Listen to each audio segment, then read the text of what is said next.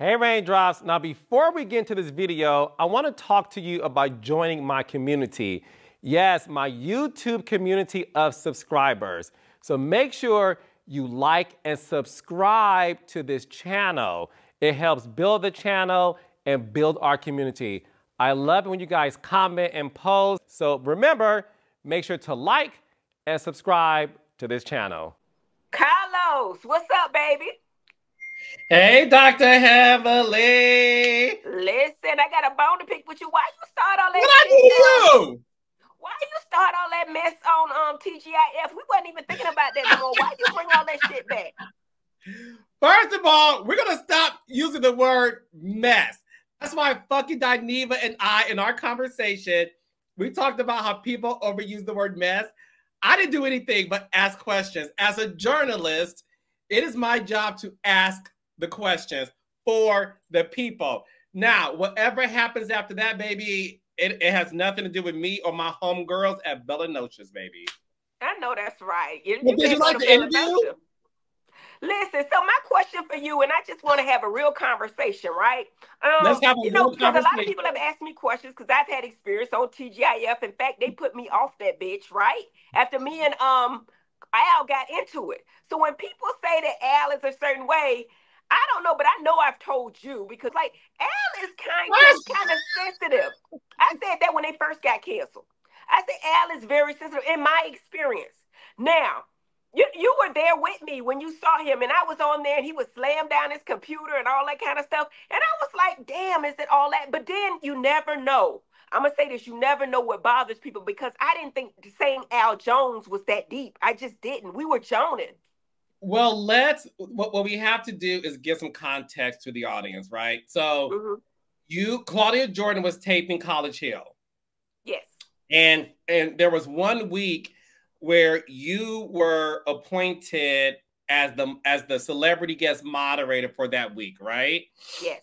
And that week, Funky wasn't doing it for like 2 days, and I was there to replace Funky for those 2 days only. Right.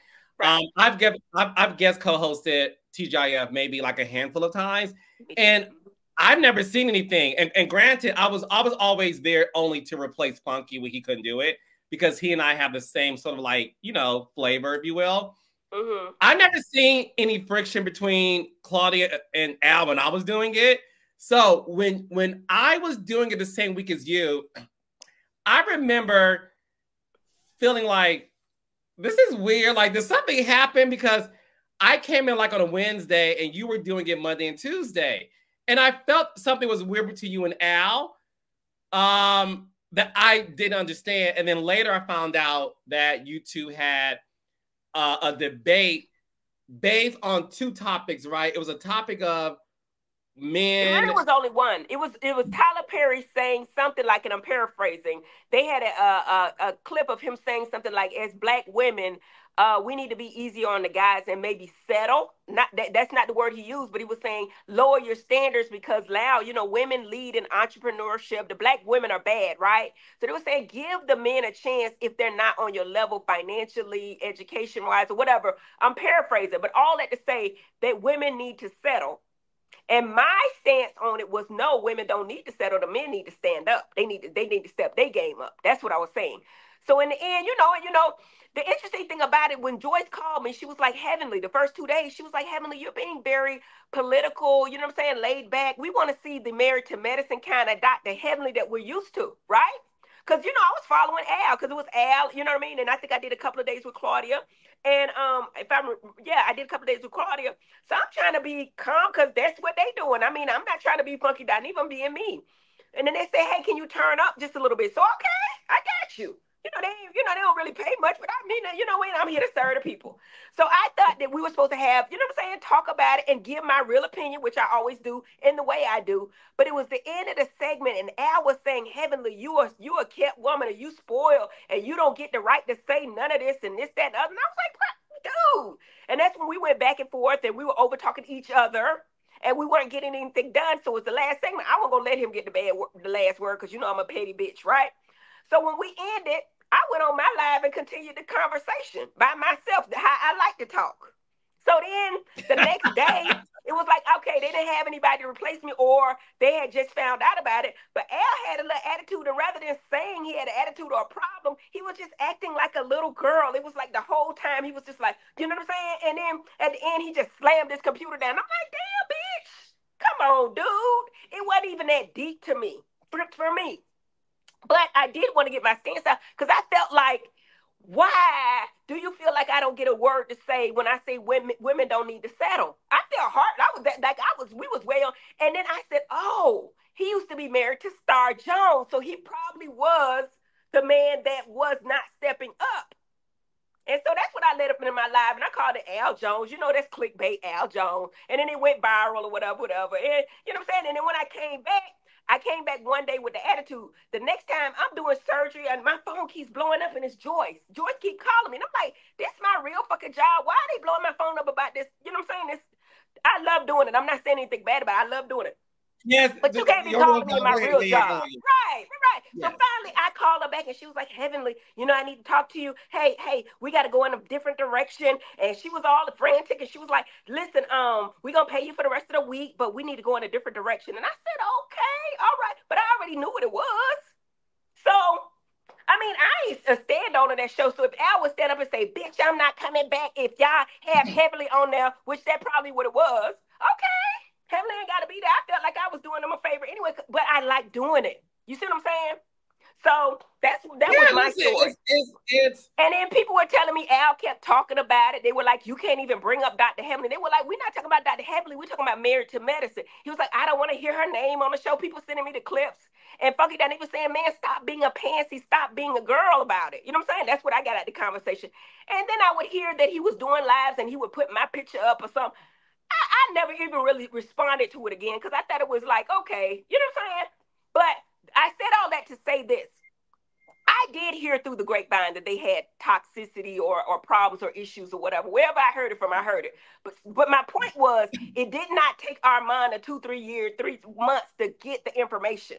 Because I had it. And I wasn't even on there. I ain't even checking for them like that. And I probably watched it 3 times. Other than the times I've been on there, I saw the one with Lunel because somebody sent it to me.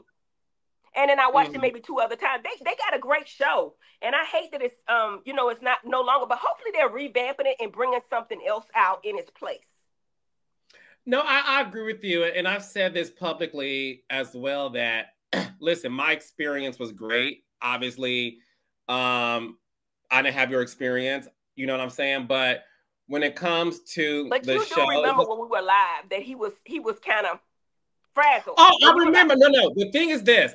My experience when I would guest co-host with Claudia and Al, we would talk during the breaks and we would be, hey, how you whatever.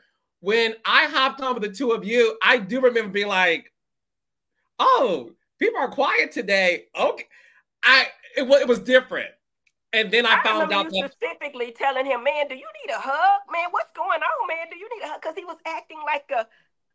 No, the thing is, the thing for me was I wasn't used to coming on and not having a joyful moment. But that's when I was told that you and him had a heated discussion the day before.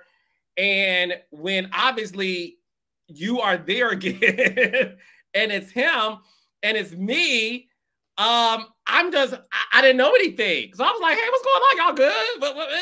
Because like you said, it's fun. I could be professional at any time. It was him. And you asked him, man, what's wrong, man? You need a hug? I remember you asking him that. But my whole thing is this. I felt like, yeah, we had a heated discussion, but I didn't think it was that deep.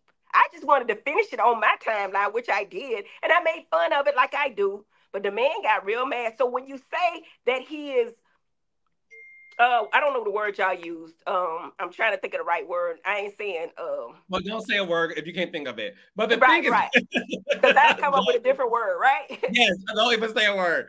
But I will say this: it was a great show. It was a show that was needed. It's unfortunate what happened. When it comes to Armand, I've said this publicly, and I've said this to Armand himself. Armand is a star. Armand is the future. Armand is a genius. And Armand has next. And I see nothing but great things for him. He's very special. And when I say special, I mean the sense of there's no one like him. And when you have that characteristic and that skill set, you're going to go far in life. And I appreciated the fact that, you know, even Funky acknowledged that, no, he has next and he's a star. Now, look, Funky gave his critique of Armand, and I saw that Armand obviously had his rebuttal. And to me, that's fair. Because if you're going to say something about me that I disagree with, Armand has the right to respond to it in the way that he wants to, you know, and that's his prerogative. What I would like to say is, at the end of the day, what I can say about Quentin, and I would love to know if you agree with me, because you and I are friends with him in real life. Right. He really does support people. We all have different ways of showing that support in the sense of our delivery, right? My delivery is much more spiritual and kind. You and Funky are both from Miami, and y'all are little, you know, y'all more like, but the message is still the same in the sense of, you know, I want to help you. And what I would like to say about this whole situation is, it is my hope that Armand and Funky can talk privately. And I will want Armand to know that he definitely has a future in this business, and I am one of his biggest fans. I love him. Me too. I think he's so nice looking too. Isn't he beautiful? He's a beautiful guy. I said that. I said on my podcast, I said in my interview with Claudia, he's a beautiful looking human being. And I told Armand this last week, because Armand reached out to me to use the interview to do his recap. He's nice. And I said, oh, by the way, boo, I loved your recap when you was talking about the Spotify did this thing about Queens of Hip Hop or whatever it was. And I said, I watched his video yesterday. He did a video about Caricia's interview with Saucy Santana. I am an Armand Wiggins fan. I watch his video. I got one question for you, though. Go ahead. Did you think that roast was that bad? Because I didn't. I really didn't. But maybe it's the Miami and me, it's the T.S. Madisons and the Funky Dinevas and stuff like that. I didn't hear any previous roasts, but I've heard roasts before, and that was a great roast. It was personal. It was lowbrow. However, it wasn't something that you just go in a whole situation from. Well, I think that's when you have to understand your parties. For example, I love a roast. I'm a big fan of watching them. I saw Tom Brady's roast on Netflix. It was amazing. Tom Brady did say publicly that he has regrets doing the roast because his kids were affected. So I saw that to say, it's one of those things, Heavenly, where you don't know until it happens. And I would just have hope that everybody involved could have had a come to Jesus. But it is what it is. But at the end of the day, thank you all for watching it. It's doing very well on my channel. And like I said, Funky is my friend. And I know the real Funky, which is why we labeled that interview the Quentin Latham exclusive, because I wanted people to know the man that you and I know. And what I will say about Quentin is he supports us. His delivery is his delivery, but he does support us. And I support him, and I support Armand. And I want to make that very clear. Absolutely. And it's just like me, it's two different sides to Quentin. It's the Funky Dineva, and then it's the Quentin that I know personally. So we all love Quentin. And I guess moving on, we got an extra special guest today, don't we? We have a very special guest, Heavenly. You know, thank you so much. You know, I love you, and I'll say this again publicly. Thank you so much for contributing to the Love and Marriage franchise in the way you have. I can't wait until Marriage and Medicine comes back so we could do this, you know, with that show too. But I appreciate your input so much so we have a guest that I haven't met either. I feel like for the past 2 weeks, we've been in the world of Tricia. Last week, we had Tricia's boyfriend, Ken. And tonight, we are joined by Tricia's husband, Marques. Woo! Marquez, how you doing, baby? How you Hello. doing? Good Hi, to Dr. see Heavenly. you. Hi, Carlos. Hello. How Hey. you doing? I'm good. Thank you for let me on your platform. And hopefully, Dr. Heavenly, hopefully by the end of this interview, I'll be extending some grace. Oh, Honestly. And absolutely. Absolutely. I, Thank you I'm for definitely want coming. to things up. Thank you for the opportunity. No, Marquez, thank you so much for agreeing to excuse me, agreeing to be a part of this show, a part of the storyline that your current wife has as it relates to everything she has going on. Because at the end of the day, and I want the world to know this, you could say no. You could say, no, I'm good. I don't want to do it. You said yes, and we are still filming, and you're continuing to say yes. So I wanted you to hear from me that I appreciate you for doing the show and for telling the story of what happens with couples and families that isn't always peachy. So thank you for doing that. I know it's not easy. So Dr. Heavenly and I are going to ask you a few questions. Well, I want to say something. I almost did not do the show. I want to clarify because I'm here to be transparent, open, okay. and I'm very much. I feel like I know I've been portrayed in a 5 minutes to basically. It seems that everyone has an opinion on my whole entire life. So, with that being said, when this opportunity to be on Love and Marriage was presented to me, it was presented to me in a whole different way, and it wasn't Love and Marriage. So for almost 2 months, I was not told that they were filming. I got a email asking for my daughter to have a release form to film, and she told me that it was a pilot for a dance show, which my daughter's a dancer. Told you that. Into fashion. So, I decided. Tricia told me, she sent me the email saying, "Hey, can you do, I've been doing this, interview." And I'm gonna be honest, we're gonna be transparent. The only reason why I did this show, because I was willing to do a cease and desist. I was willing to copyright names. Like I'm a pretty smart guy, and I also have background in entertainment.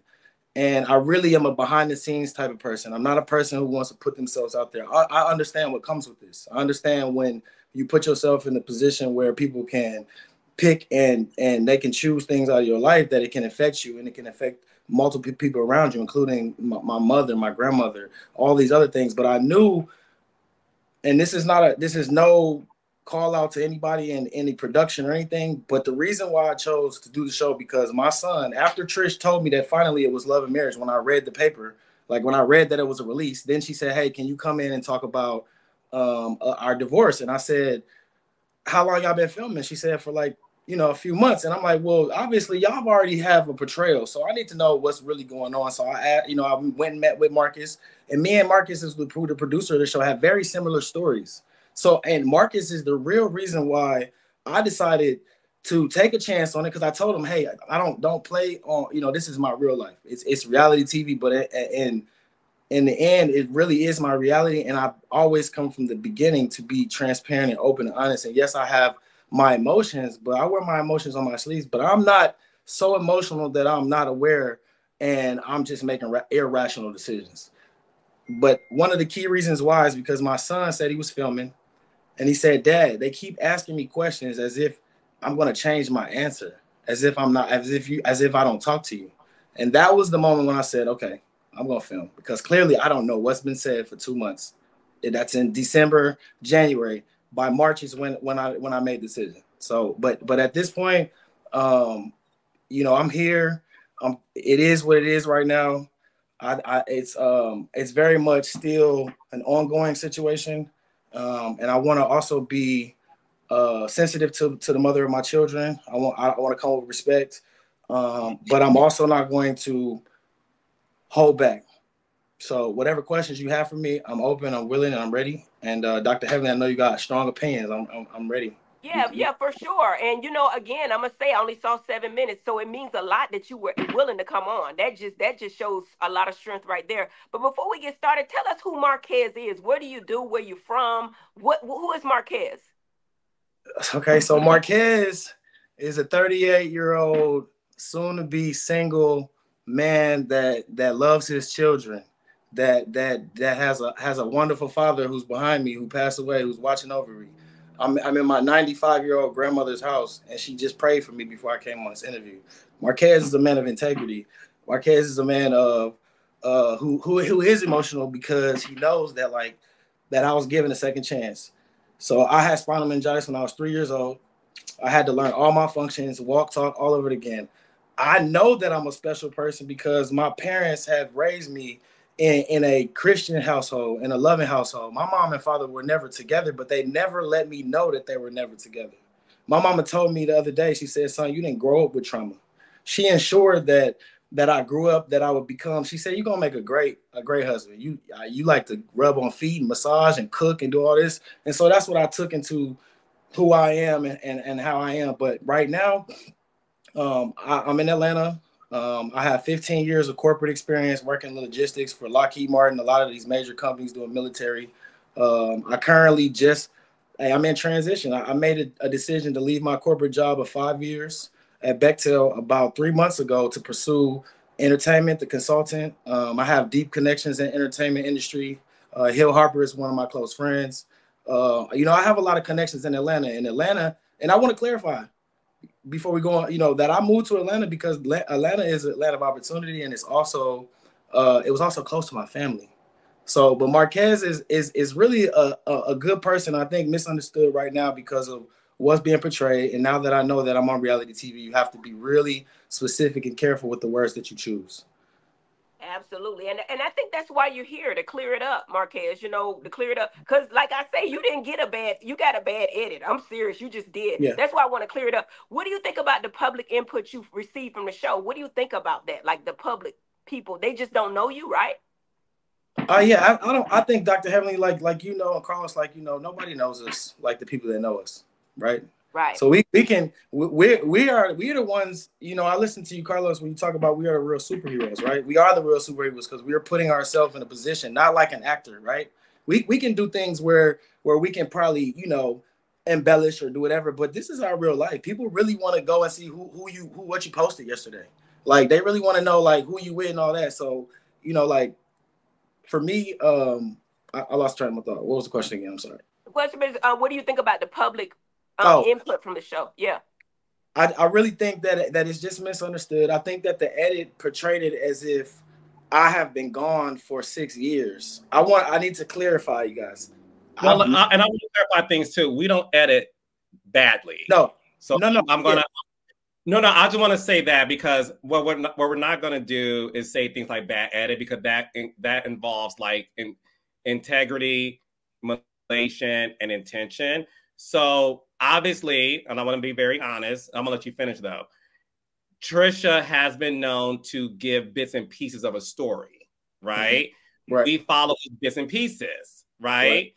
So there's not anything production is doing because this isn't artificial intelligence. We don't put words in people's mouths and all those things. So, and what I would like for you to talk about more so, though, is the fact that we invited you here so that you're able to, of course, address things that you've been seeing. Obviously, I said on my own platform that when I cast Tricia, for example, I had no idea that Martell this situation. When I cast Tricia, I had no idea that, she was married to a whole nother man. And I'm the creator of the show. And I'm the one who hired her. You see what I'm saying? So there's a lot of things that have been said on the show because it's been said on the show. I agree. Address first. I'm sorry. Oh, no, I'm not saying you are either. But I want to be very careful. I truly believe that for my specific episodes, it was my choice of words. I know when I said I left my family and I wasn't there for you, those were no one else. They didn't hear anything else. I watched the interview. They didn't hear anything else about how I was here to try to make this. And I understand that. So I never really blamed it on the edits. I know that the edits they make it salacious because they want people to talk. They want people to, so I never took it in a bad way. I just know that moving forward and as I am in this journey is just to be real, be more detailed and be specific, and don't leave it open to where people can take it however they want. Yeah, don't leave it open for interpretation. So Exactly. again, that's why you're here. So let's talk about the fact that your wife and Ken, okay, they both have said that you aren't in the kids' lives the way you should be. So that's what they said on this platform of Right. what Heavenly and I have, in addition to the show. So again, these are things they said on the show. These are things that they also said on this platform. Ken said last week that there was a trip to Florida, that you went to Florida to see your daughter's game, and you actually missed your daughter's game. So what happened there? As an example of something that was said recently that I would like for you to. I was gonna work it up to that. You don't went all the way there. Yes, that's yeah, but right there.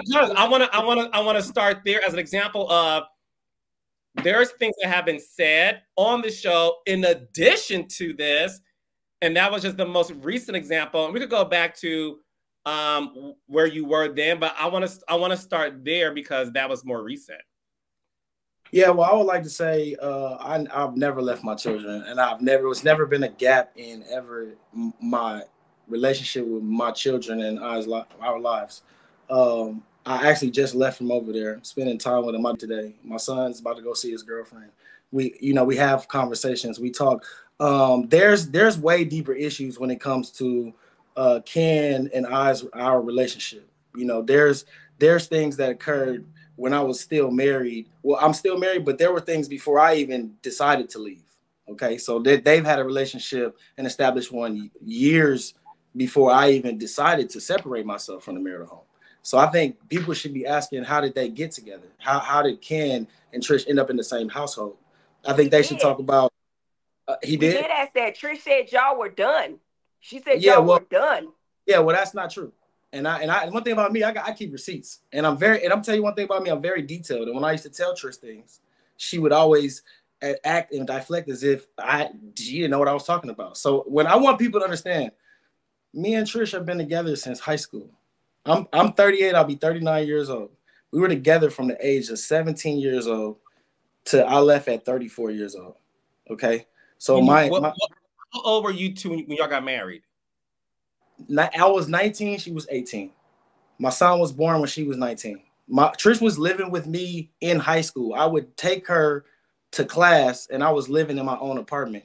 Trish and I, my father and my family have, we literally my father and my family's support has been there just as much as her family when they were there. But then when they passed away, my family really stepped up. So we're all, and I'm gonna be honest, I know Trish more than anybody, and I promise you, whether Ken's there or the next guy is there, I'ma always be there for her. No matter what, despite this TV show, despite all of this, I think there was always a lack of communication, a lack of respect, a lack of accountability. And I was that. I truly, honestly know in my heart, I was that man that was really trying at a young age, that never, ever, they told me don't get married, but I knew that was the right thing to do.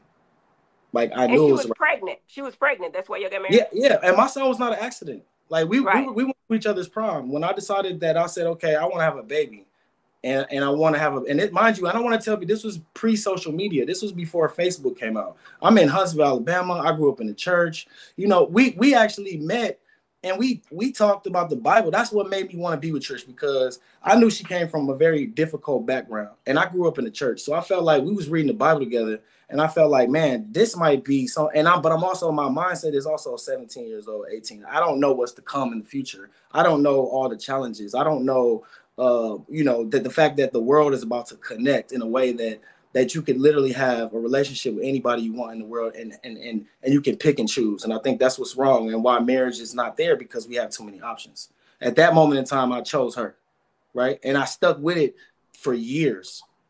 And I really, really, really was trying, my best. And I think because of the lack of communication, and it was like pulling teeth from her, honestly, Dr. Heavenly. And it was like pulling teeth. And eventually, as a man, it wears on you, because I'm a Libra. I'm very much a loving, affectionate, passionate. She's an Aquarius. She comes from a military family. My family gave hugs. My grandma's in there right now. I introduced her. She's 95 years old. She's going to pray for you right now. You know, not to talk bad on her family, but Trish didn't necessarily come from that. Like my mama said, you didn't come from trauma, son.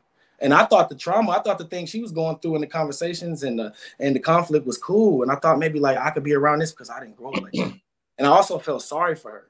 And then I also felt like we can work through this and we can grow through this. But then after years and years, and I want to tell you, for 17 years, I never left that house for one day.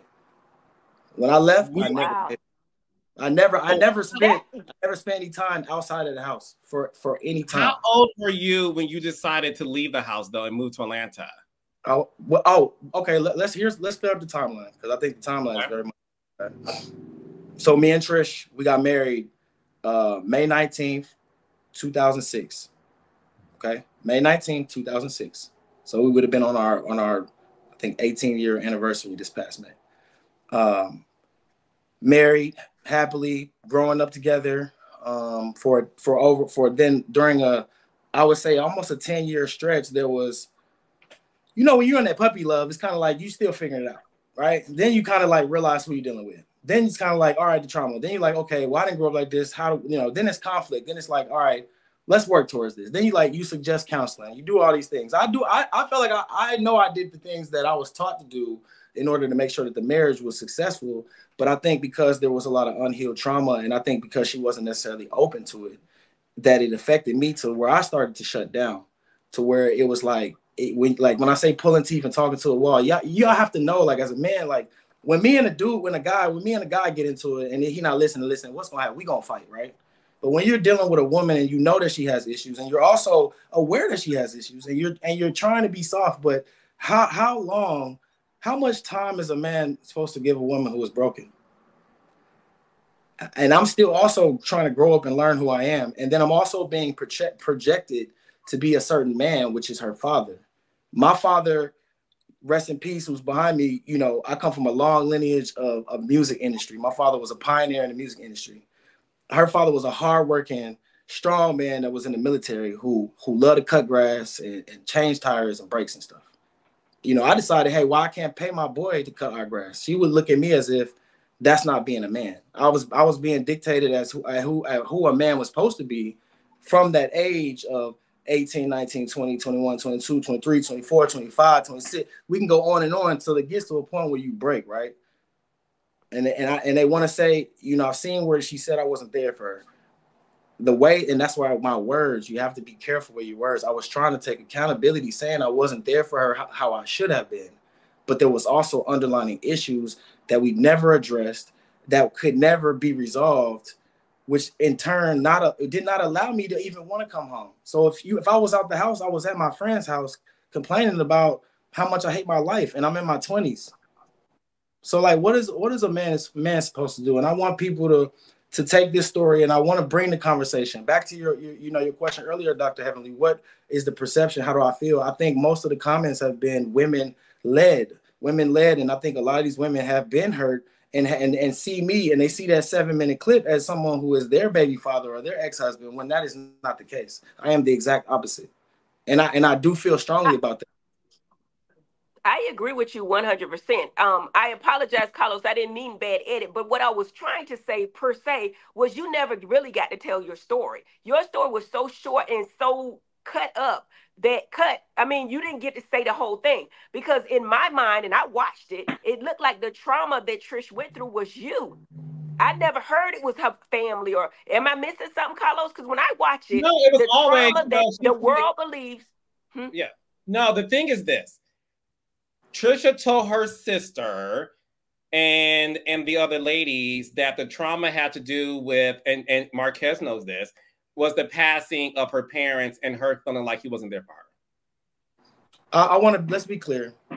Tricia had trauma way before I met her, okay? And I'm not going to go into detail about people's lives, because if I were to sit here and really break it down, then I think people would clearly understand. But that's not what we're here for. I think ultimately my goal and my purpose of coming on the show was to establish the relationship that I already had, but build it stronger, because there were things that negatively impacted me that made me to where I wasn't able to remove those emotions and the traumas from Ken, her, and all this to necessarily like be there every single day, right? Because I had to figure out you know, how am I going to get this income to do the things that I can do for them? But I never once have left my children. And I can tell you, we can go through text. I don't even have to do all that, but we can go through the messages and we can call my kids right now and they'll let you know that your dad is, and that's what I said. My son felt as if the questions that were being asked were not fair. And he didn't feel like, you know, he said, Dad, I talk to you all the time. My son, and I'm gonna be, let's talk about this. The reason why I speak about my daughter so much and not as much as my son, because my son has never wavered. My son was 14. You know, he decided, he said that I'm always be for you, here for you. For a second, I want to be able to make sure you say succinctly the timeline of you leaving, and because you're saying leaving, and what I don't want if I edited this for you to say it. So I want to make sure you clear the air, okay? So you told us you got married May 19th, 2006, that you was in a marriage with Tricia where it was like pulling teeth from her, where how much can a man take, right? There's only so much a man can take, right? If he's trying to get information out of his wife and he's like getting it. So what year did you leave the house to move to another state? All right, well, I got to go back, but I know what you're saying now. You want me to give the timeline? Yeah. Okay. So when I made the decision to leave the marital situation, it was October 2020. Okay, so October 2020, this is during COVID. Her sister died in July. Our anniversary was in May. Her sister died in July. I decided to leave October 2020. When I say leave, I decided to move upstairs. I moved to my daughter's room for 9 months. So I think it was like June or July of 2021, or June or July 2021, I got an apartment 5 minutes away. So I could make sure that I could come to the house, take him to school, do all, I felt like I had to remove myself from the house because it was weird. My kids was like, Dad's upstairs and all that, but I always stayed there every night. I didn't like stay away. Then there was an altercation that occurred once I found out that she was dealing with Ken, and I was never notified that they were around my kids. There was an altercation that I don't want to talk about. I've discussed it on the show. Apparently it is what it is. This is our first interaction, but I want y'all to know that 5 years prior, we had words on the phone where, and he also was doing the chocolate emojis and he was in the DMs. And this was before I decided to leave. So me and him actually had a phone conversation while I was married and not even thinking about leaving, where he told me to check my woman, because first he tried to deny. He was like, oh yeah, I see her in the gym. Trish started working out in 2017 and got into the gym 2017, 18, 19. But I decided to move to Atlanta in October of 2021. 2021, 22, October 22, 23. No, October 2022. So I stayed in that house for almost a year, for like a year at the house around the corner in Madison. And then I decided to move to Atlanta because of the fact that it was close. Honestly, I moved to Atlanta because it was close to my family. Y'all have to know that my grandma's here, my dad's here, my mom's here, my brother's here, my nephews are here, my kids are here. So the idea of moving to Atlanta was actually a perfect opportunity to stay 45-minute flight away, to stay a 3-hour drive away, because if anything happens, I can get there in a heartbeat. I had opportunities to live in Dallas. I had opportunities to live in DC, California, but I know that Atlanta, for one, was close, but it was also a lot of opportunity for the things that I've always wanted to do, which is following my father's footsteps and his legacy in this entertainment industry. So 2022, I was in Atlanta. I've been there, but I've also made plenty of flights, and I've also drove plenty of times to come back and see my kids. And it's never really changed. I think because of the trauma and pulling up to certain events and knowing that he's going to be there, or pulling up to the house and knowing that car is going to be there, and knowing that what happened is still a trigger for me, it eventually led me to lessen myself from coming over there. And then it would be times where I would want to come get him and she would make excuses.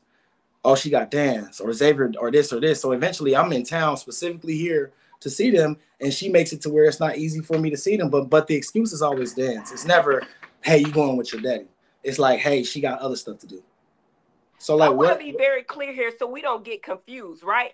what year did Ken start seeing Trish, and what year y'all were still together? Y'all were in separate rooms at that point? Because she's making it seem like y'all were over, and it took 5 years for the divorce, but her and Ken have only been talking for 2. No, that's not true.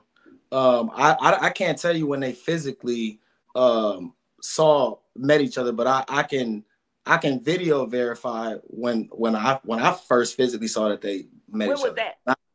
When was that? That was like early October 20. I have a video. It doesn't matter. It was in 2022. I would say their first interaction was around 2018, 2019 with the chocolate emojis in the gym and the conversation, right? And the text message on the phone where he said he wanted to perform oral sex on her as a married, and I'm married, and it was we weren't like having no issues. That was 2018. That was probably like 2018, 2019, because there's a new gym that opened up.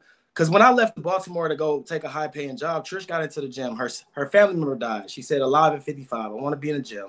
She fell in love with the gym so much that she probably fell out of love with me. Trish used to tell me, don't work out. Because when she started working out, I used to like, let's work out together. I play sports, football. Like, let me be your trainer. Like, let me be your inspiration. She like, no, I love the way you look. And I got the dad bod, right?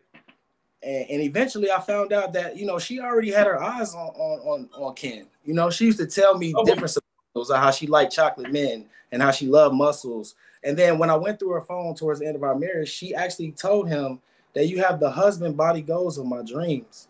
So like, these are the things so let's be clear. When they physically talk to each other, who knows? I don't know. But I'm gonna tell you what, I know when I first saw that they were who she was dealing with, and let's be clear, I always was okay with her moving on. I want her to move on. Who doesn't want your? I want to ask that Marques, when you saw those text messages and the chocolate emojis and all that, were you and Tricia still intimate though? Absolutely. We were married. We're married. Well, I know you were married, but you talked about it wasn't the separation. So the separation part, right? I think this is what people need to understand. When I separated myself, right, that allowed her to have the situations with the Martells and these other guys that I don't know about. Because you got to understand, Trish comes from a family of secrets. They're not going to tell you nothing. We're going to take it to the grave. Y'all don't understand. Like women, and it's not, like I said, I don't want to get into all of that, but I'm telling you, when you come from a family where talking is too much, you're not going to say nothing. So who knows when they actually met? But I know when I physically saw them, and I know when she decided to tell me that they were together, and then I know how he ended up moving in the house with my children. Y'all should be asking him that. What you should be asking. Well, tell us, because my whole thing is they telling the story was and in they a making whole you other look a certain kind of way, but you need to speak. Yeah. Ken was in a all right. Let's be clear. I never knew this, right? Okay. All right. Hey, all right, Dr. We're gonna spill the tea today. Okay, so.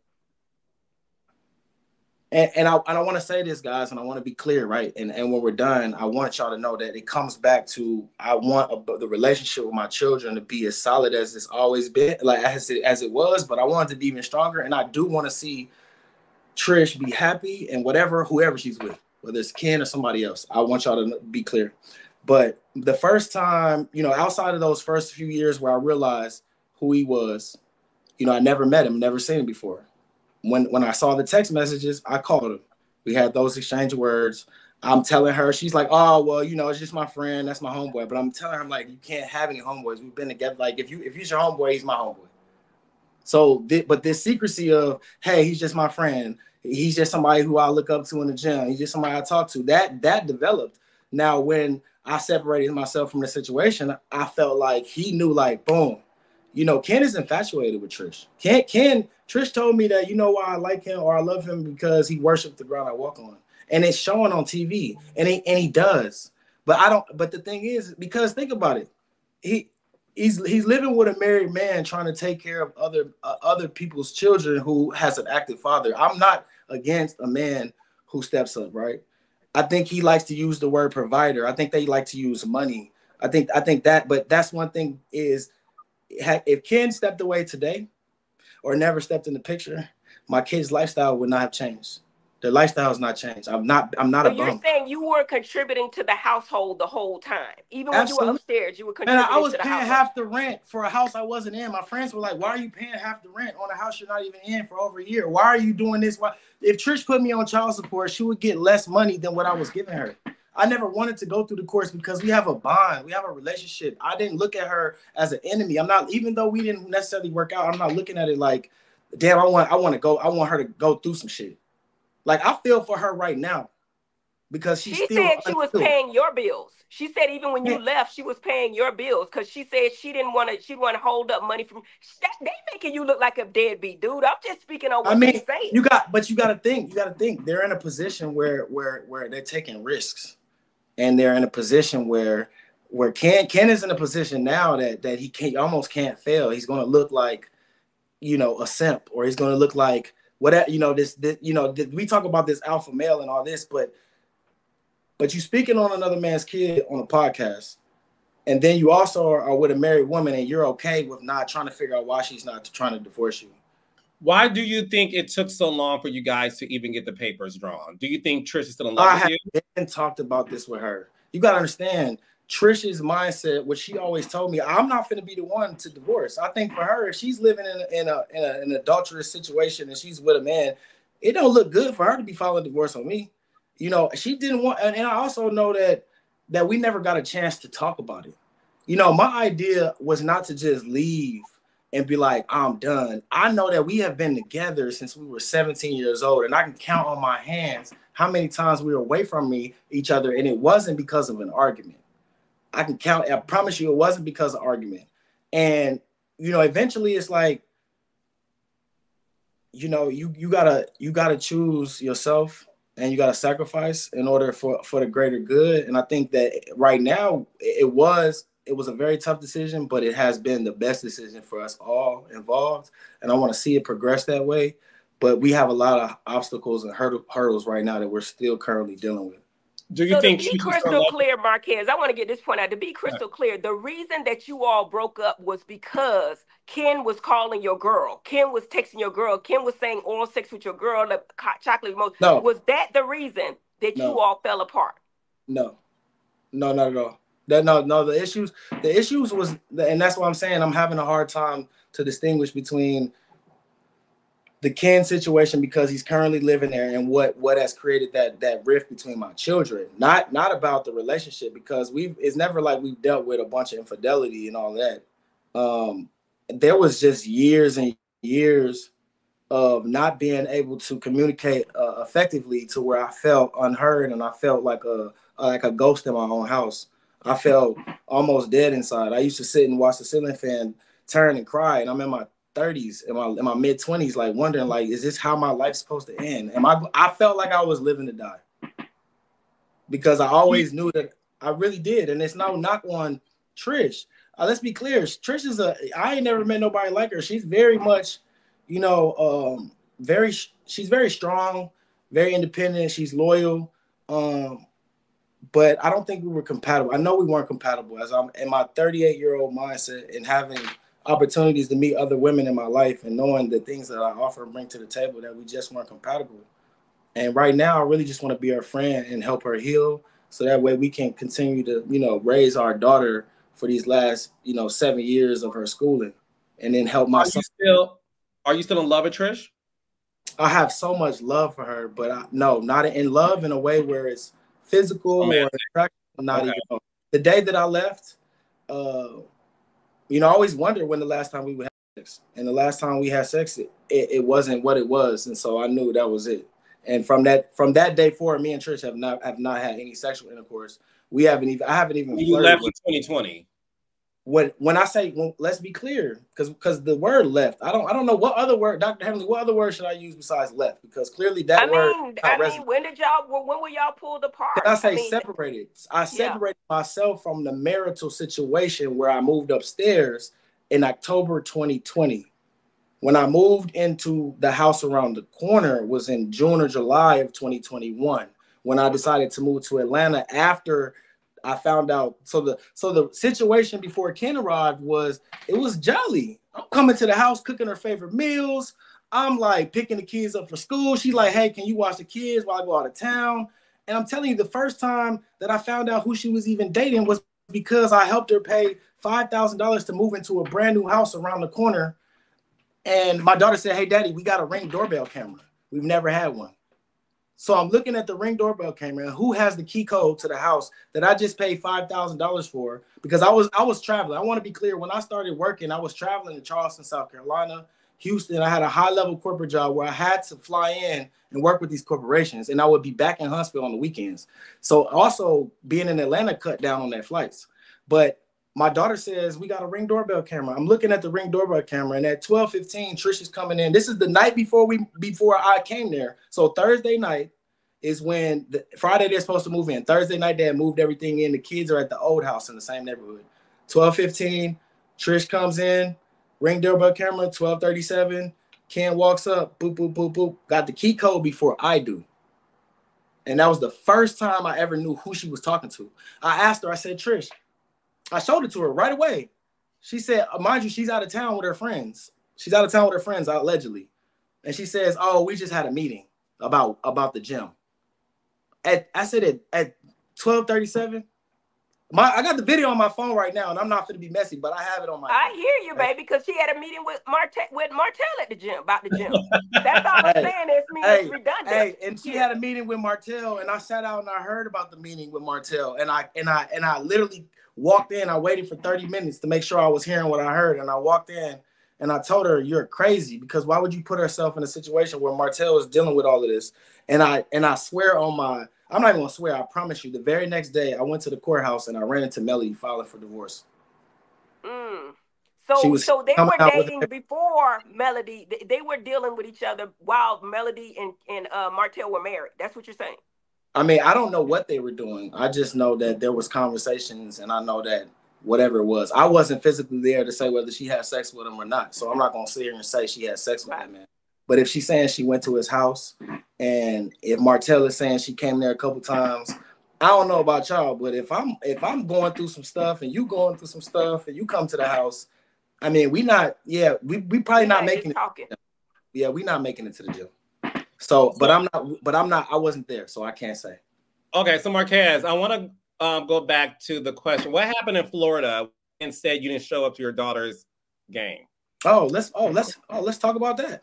So let's be clear. My daughter is a dancer. She's a phenomenal dancer. I made sure, when she was little, I used to put her on my lap and we would watch watch YouTube, and I would just, dance was my thing. I'm like, I want her to be a dancer. I think this was in 2022. I think this is when they were to kind of finally officially was like, okay, we're together. Right. But actually before that, she said, hey, I'm going to Florida. Zaria has this national competition with Rebel. You want to go half on this house? I'm like, sure, let's go half on the house, be on some family shit, even some family stuff, even though we're not together. But I want to be, those are the moments that we always had. We've always went on big trips and family trips and all that. So I wanted some sense of normalcy. So she said, hey, go half on the house. I said, okay, no problem. I'll give it to you. 3 days before it was time to give her the money, she said, hey, don't worry about it. The house is paid for. And I'm like, paid for? Like, by who? And she was like, well, my friend paid for it. Ken's coming. So I'm like, so you telling me this guy's coming, but so now we don't want me to stay in the house. So I had to get separate accommodations. And one thing that really, really hurt me about this situation, which is ironic that he brought it up, is that the year before the year that me and my family were still, a cohesive unit, we went to Disney World and we did all the parks. And my son said, Dad, the only thing I want to do is Universal Studios again. And my ex knew it and everybody knew it. And I tell you, I got there the day after and they had already took my son to Universal Studios. So when it comes time to my daughter has her event, she gives me these times. But the reason why I missed the event is because she gave me the wrong time. Who gave you the wrong time? Tricia gave me the wrong time. And then you got to think, this is a recital. Carlos, recital only lasts 5 minutes. So you can say I was fast, but I'm going to tell you one thing. I was there. Bro, I was there. And bro, even before that, you can say, hey, he missed the recital. But what about all the other recitals? What about all the other stuff before that? Like, well, I don't understand where this man or these people can inject themselves in a situation where I was a married father who cut umbilical cords. I have all of their memorabilia. My children are the only thing that matter to me. And yes, I'm emotional, but I'm telling you, I would rather cry on the outside than be crying in a jail cell because I was ready to crash out. And I need people to understand that. No, listen, and that's the reason. Listen, Marques, one thing I want you to understand, not saying you don't, but one thing I want you to understand is we know that is what you said earlier, how I call you reality stars, the superheroes of the industry, because you're living your real life, right? And oftentimes you don't have a platform of this magnitude because it's a very mainstream platform to, like it's a lot of eyeballs, to express yourself. And it's not every day that, you know, Heavenly and I talk to somebody who technically is not a cast member, but there has been so much conversation about you that Heavenly and I both wanted you to have the opportunity to clear the air and talk about your truth without any judgment, right? Because it's one thing Heavenly and I just said before you got on. Listen, I just met you, Tricia and Ken. So I'm not here to talk about where you lying. I don't know any of those things, and neither does Heavenly. But we wanted to offer you the floor to address it because you are a big part of the conversation. And listen, you're a Libra. I'm a Libra. We are emotional people, right? And I love seeing you cry because it shows that you have the ability to feel emotion. And what scares me about most men is when they don't cry, because they do other things when they bottle up their emotions. They take it out on other things that they should not be taking it out on. So I think what you're doing is beautiful in terms of, you know, you showing emotion. And in terms of whether or not Tricia gave the wrong time by mistake on purpose, I'm not here to address this. But I never asked to be on TV. I think y'all should be looking into the people who want to be on TV. Absolutely, and I said this on my last live. People gonna say whatever they need to say, and they're gonna stick by it. I'm here. I have nothing to lose. I'm here. I'm only here because I told you. Like, but at the end of the day, Carlos, I want to create more conversation. I want to say this. Where are all the comments from the men? I question where can I get can we get men in these comments? Can I get someone who can objectively, from a male's perspective, Dr. Heavenly, I would love to know what your husband's thoughts would be on this scenario, you know? And then Dr. Heavenly, how would he feel if someone was in your inbox or putting dentistry tools and tooths under your IG and you know, I think that Damon would have fought you, whoever was doing it. I think he would have fought to death about his woman. He just would have, and I know that's the right shit to say on the but thing. It's true.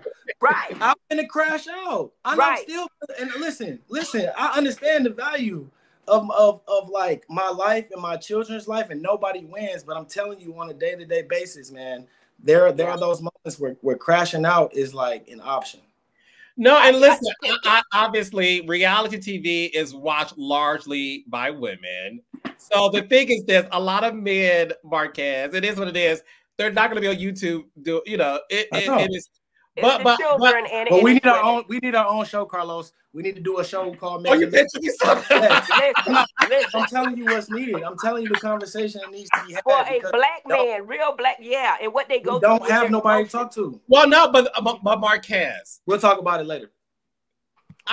First, you're funny. I like you. Are you October, Libra, September? October 2nd, 1985. I'm an 80s baby. I'm October 2nd.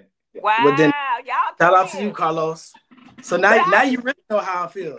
We gonna talk. I just want to make this one point. I just want to make this one point right quick. There are always three sides to every story, Marques. And my whole thing is I'm learning from this experience right here because I already had in my mind what kind of ninja you were. You know what I'm saying? Based on the conversations that they were having and that $400 for the divorce, I was like, you got to talk about that though, Heavenly. Heavenly, ask about that. Hold on. Come on. No, come on. That's what people say. So my point is this. You are not a cast member, so you get the short end of the stick. They get green screens. They get all this time to explain their side. That's why I thank Carlos for giving you this opportunity to speak. Man, I thank because you too. I'm just watching. I don't know shit. I'm just watching what everybody in the world is watching and giving my honest opinion. But you don't have the opportunity to give your whole story. Like, I would have never known, based on what Ken said, they were not even talking. They were just talking about the gym. He never said about nothing about no oral sex. It was just a whole bunch. Stop playing. Of course he gonna say that. But hey, Dr. Heavenly, talk about the $400, Marques, that you wanted her to pay half of. Now you know you've been with somebody for a long time. You know good and well it was a joke. Stop. Y'all didn't get it as a joke. It was such a joke. As a joke. You can look at my face. $400. You think I'm gonna let her divorce her? And I would say go half because I go half on everything. Trish, you want half? Okay, let's go half on the divorce then. And it was a joke. And thank you for your explanation, because again, I'm gonna say when you said it was cut to something else, and I took it as damn, dude, you can't even pay for the divorce.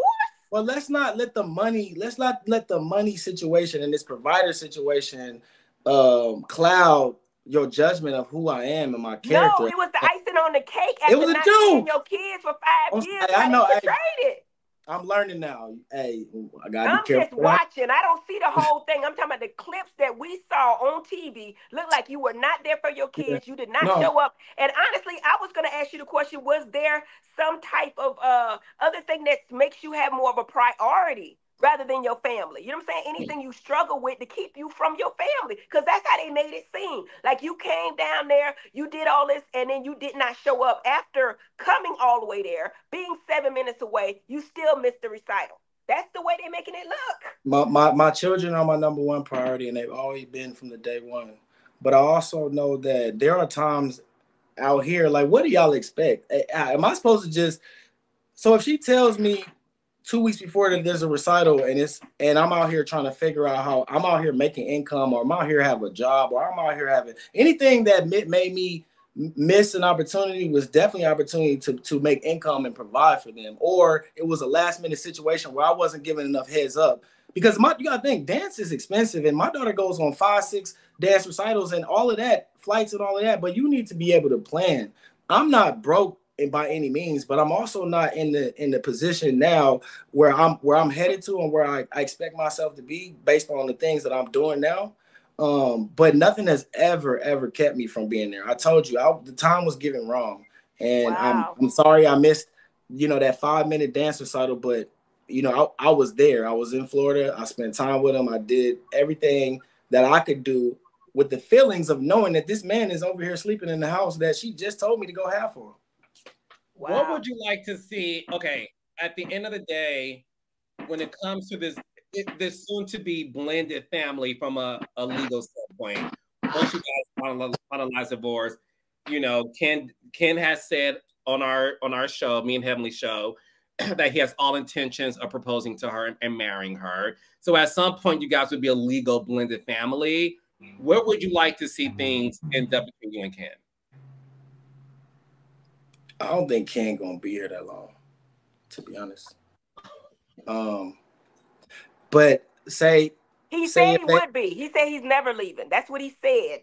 Well, I'm gonna tell you one thing. I watched the interview, and for 17 years, I went through the same stuff, and I never once left that household. So if you leave for 3 days, and you only been there 2 years, good luck, buddy.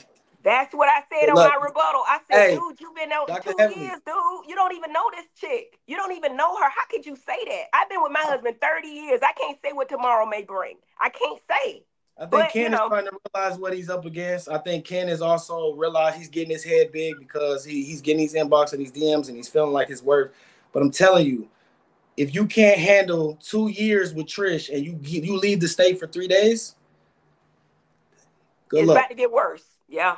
I don't know what it's going to be, but back to your question, hypothetically, if it were to be everything that it should be, I would ideally love to have a cordial relationship, a non-hostile situation where there's boundaries set and where there's communication, effective communication, and an opportunity to break bread with him and figure out who he is as a person, because to this day, I still don't even know who he is.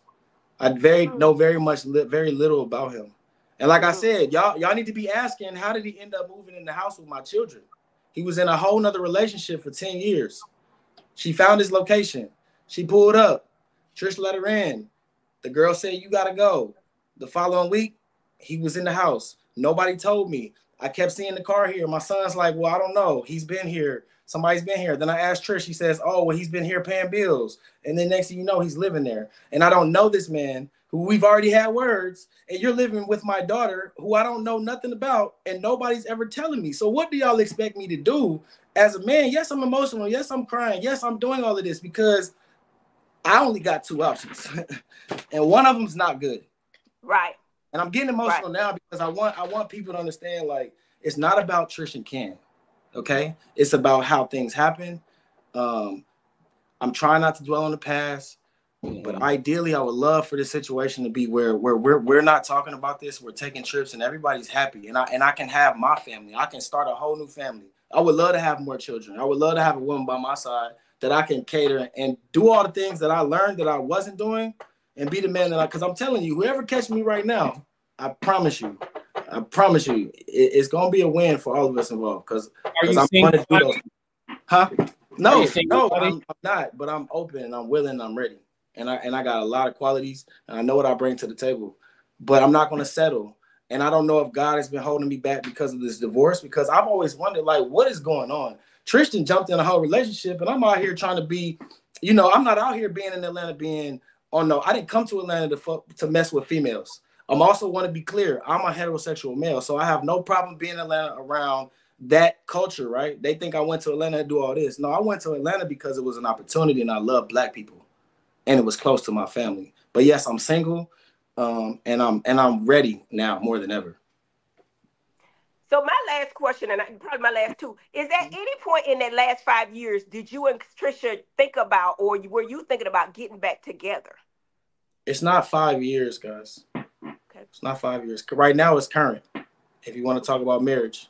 But we talking about separation, it'll be 4 years in October, okay? 4 years in October. It's not 5 years. And I don't know how much I've been watching. I don't know how much these difference, but the timelines do matter.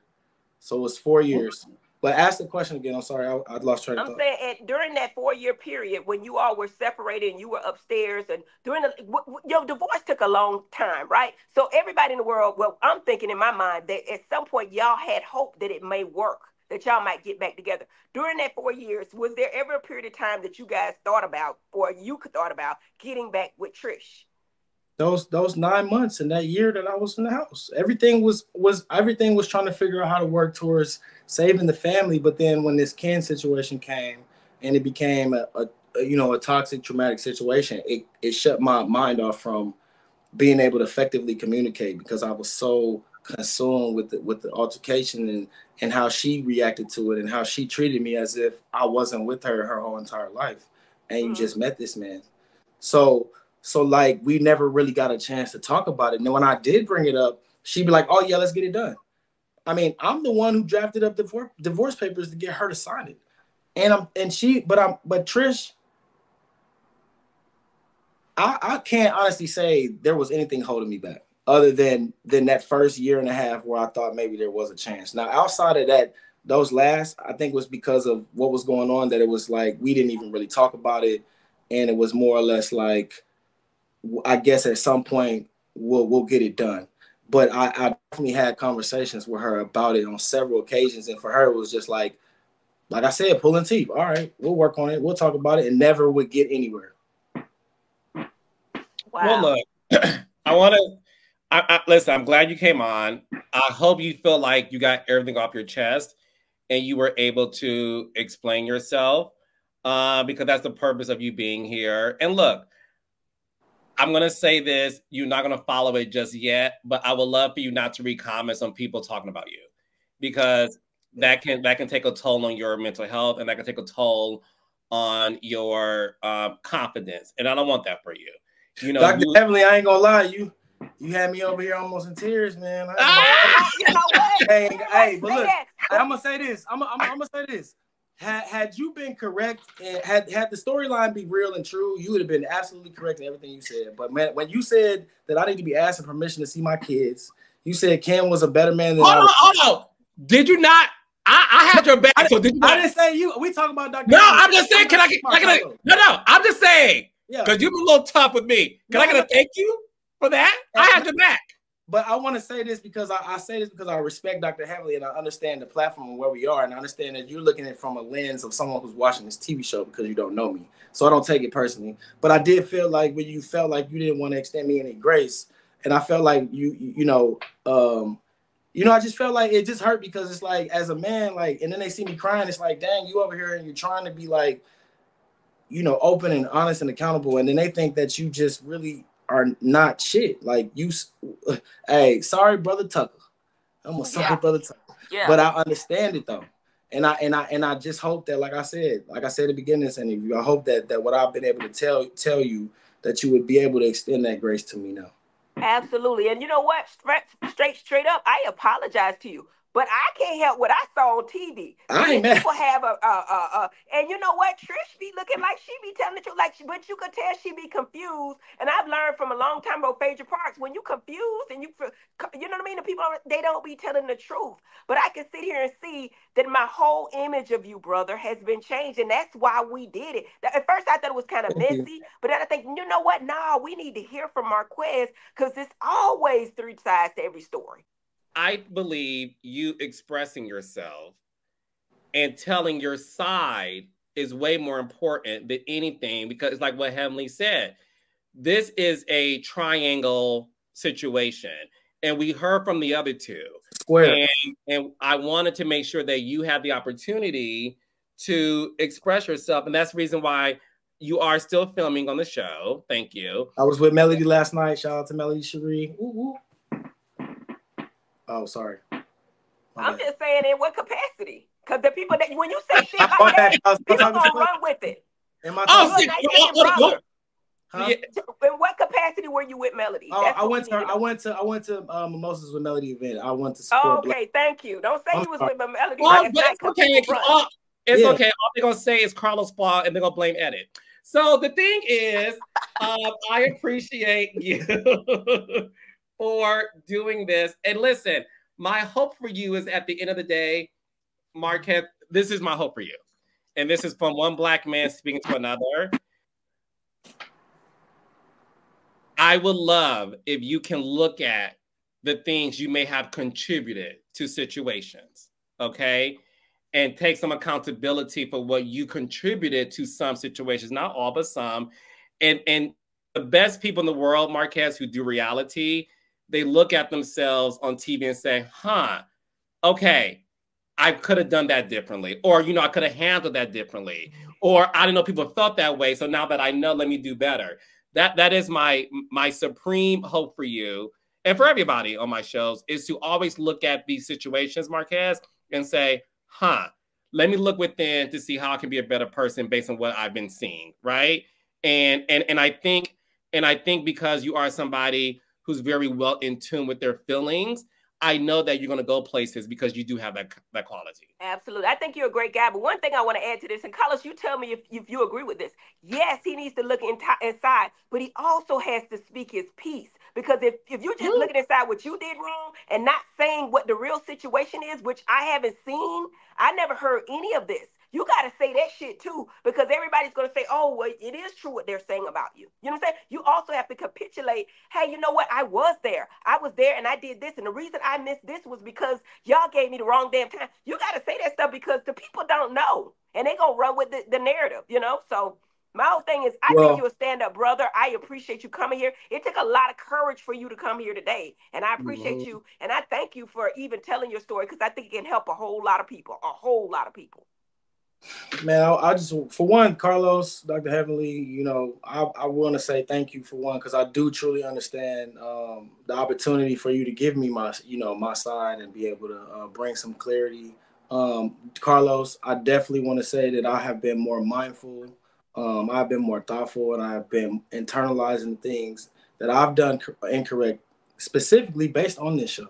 So I think everything you're saying has occurred from the time I started in March. And we're in August. I've grown exponentially, and I've seen myself and the things that I've done. And so those are the things that I've been working on, even with my children, like not making any excuse for not pulling up. You know what I'm saying? So those things, because now I can't give anybody an excuse. And then when it comes to you, I have to speak my piece, because the peace part is what, speaking it is what allows me to have that peace, because it's bottled up. And that's why I said we need to have more conversations. I want to have more conversations because I'm not the only one that's going through this. And not everybody has a platform like Dr. Heavenly, Dr. Carlos and Dr. Heavenly to give their, their third side of that it's story. It's therapy for me, brother. But thank therapy you. for me. Thank you. Thank you so much, Dr. Heavenly, because you had me, you had me and my 95-year-old grandma praying. I'm like, man. Oh, I'm sorry. Tell your grandmama to call me up. I'm going to give her my number. Tell her to call me up, baby. I'll talk to her. She going to pray for you. I'm serious. We going to pray together. I will. I'm going to tell her, hey, you send it to me. Because she was praying. Send her my phone number. Can I say it on here? Or I can say it and you going to cut it out? I'll make sure. Have Marques send it to me. All right. Text me because my phone, I don't answer it. But if I'll have Marques send it. For real. She is 90. Oh, yeah. No. But tell her to text me because I don't answer my phone. The ringer's off. You can't text. She got a ring. She ain't got no cell phone. Marques, you take her phone and you text over her behalf. Well, just text me that she about to call because I get so many calls on my phone. I'm gonna do that because she would love to talk to you. But all seriousness, I'm thankful. It is what it is. I truly do want to see a positive outcome for all of this involved. And at the end of the day, I want to be happy. I definitely have taken more awareness. I'm thinking more about my mental health, more about my physical health, and I'm excited about the future, honestly. I appreciate you, sir. Thank you for your time. Anything you want to shout out or anything you're working on or how people can reach out your social media? All right. I would love to let everybody know that because of, my current situation, I created a podcast called the Break Bread Podcast, which is all about breaking bread. It's all about parent-child, co-parent relationships and the traumas that we deal with. So I like to bring people together who want the opportunity to break bread. And if you break bread with someone, you can no longer be enemies. And if you look up the word enemies, it means hostile. So I no longer want people to be hostile. They may not want to be best friends, but they don't be hostile for the betterment of the children. So the Break Bread Podcast is coming out soon. And I also created a clothing brand called Don't Crash Out. So it's crash out with a line through it. And I want people to know that, crashing out is doing something and knowing that the outcome is not going to be good. And I really, really feel strongly about my emotions and the emotions of other Black men and women too, who are going through this. And I created these brands that'll be coming out, and I have these connections, and I want us to create more conversation around this. How can we find you? You can find me on IG, Instagram, Mr. Make It Happen 365. So Mr. Make It Happen 365. That's been my motto since I've been a kid. My nickname is the Black Godson, which is my idol is Clarence Avant, the Black Godfather. I consider myself a master connector, a person who understands the value of connections and relationships. So yeah, going forward, I want to continue to build connections. I want to continue to build the legacy my father built, and create one for my children. So Mr. Make It Happen 365 on IG, Marques Burnett. And my name is Marques, not Marquez. I don't know why it's so hard. Sorry. Marques. Hey, my mama did that. I'm going to be praying for you, brother. I got to sign out, y'all. This is an hour and 20 minutes. I got to go. My man waiting on me, so I don't have no problem. Peace out, y'all. But I'm going to be praying for you, brother. And I want to meet him. You won over my heart, sir. I'll make sure you get her number, too, by the way. I really Now, baby, you don't call me because you look too good now. Don't call me to let your grandma call me because I be done. You know what I'm saying? There be some problems. You know what I'm saying? I mean that. And I mean that, Marques. I'm not just saying that. I'll see you soon, Marques. Thank you. All right, y'all. Bye.